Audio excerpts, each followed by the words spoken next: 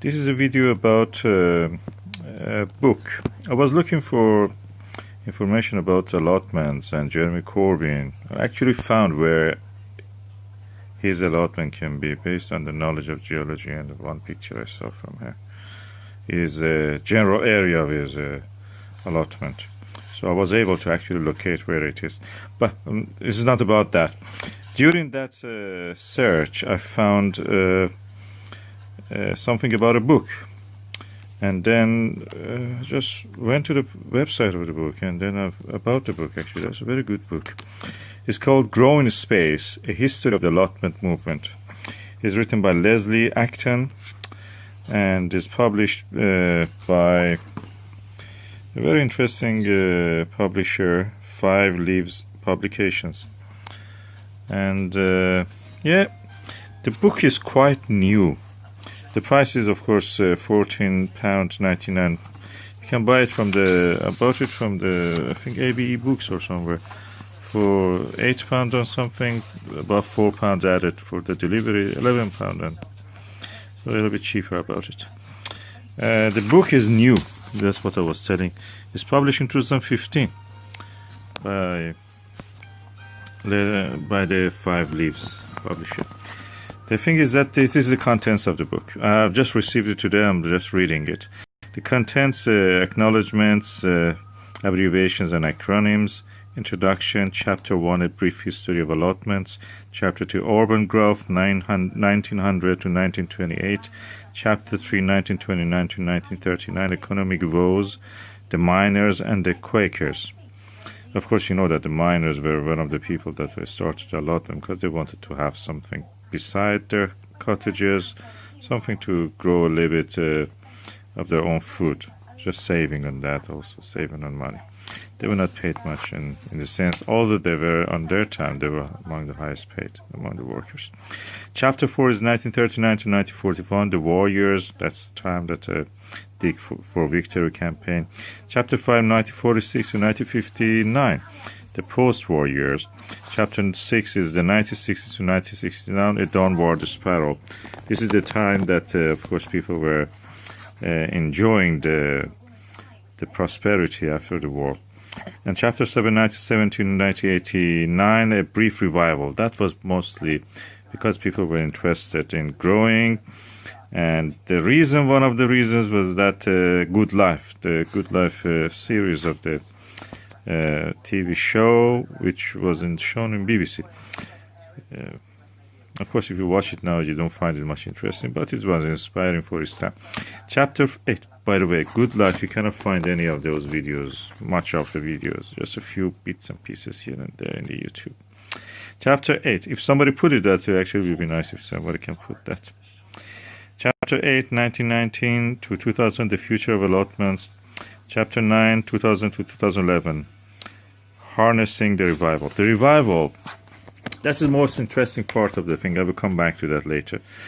Chapter 10, the culture of allotments, and the conclusion, future growth, references used, yeah, that comes to us. Anyway, the book has 270 pages in total. It has a soft cover, and the size is a pocket size kind of book, so it's easy to carry if you want to put it in your bag or take it during the trip or anywhere. That's very good to suggest. And okay, what I was going to talk about is a harness in the revival. That was the time that the waiting list issue came forward. I was really enjoying this part. I thought that I would make a video about this, just to talking about that. And harnessing the revival, waiting list was introduced by the councils. Councils have the power actually to hire forcefully any piece of land that they want. And they can actually go and hire it, rent it to other people, any piece of land that is not cultivated, to give it to other people for at least 14 up to 35. Hiring it, renting it from private owners for at least 14 and maximum 35 years at the end of it, which also can be renewed. So there was a good reason actually to grow the size of the allotments and give people more chance to have a plot rather than creating waiting lists. But that was actually part of the reasons the councils gradually are getting involved in the what you call as a development industry, that is going to grab lands and build over them and sell it for the profit. And in the meantime, corruption may happen and other things. That one beautiful, clear example of that is the farm terrace allotments in Watford. You can go see for yourself safe farm terrace allotments. There's a long battle between the